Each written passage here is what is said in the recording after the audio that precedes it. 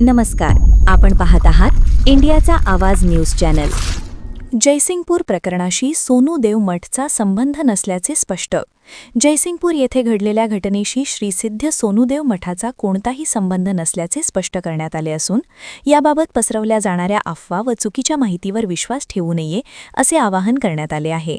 श्री सिद्ध सोनूदेव यांच्या नावाने महाराष्ट्र व कर्नाटक राज्यात अनेक मठ कार्यरत असून लाखो भक्त त्यांच्याशी जोडलेले आहेत.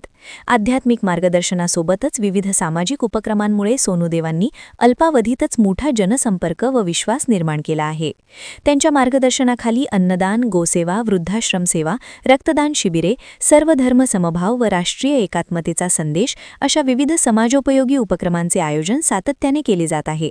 याशिवाय देव, देश, धर्मभक्ती, जीवनमूल्यांचे मार्गदर्शन, सुसंस्कारांची जपणूक, भारतीय संस्कृतीचे संवर्धन, व्यसनमुक्ती अभियान तसेच स्त्री शक्तीचा सन्मान या विषयांवरही कार्य केले जात आहे. अंधश्रद्धा निर्मूलनाच्या उद्देशाने महिलांच्या जटा कापण्याचे उपक्रम राबवून समाजजागृतीचे कार्य करण्यात आले आहे.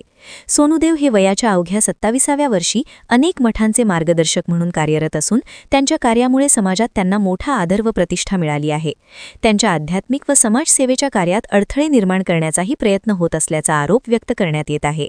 दरम्यान या प्रकारामुळे समाजात गैरसमज निर्माण होत असून त्याबद्दल भक्तांकडून तीव्र निषेध व्यक्त केला जात आहे.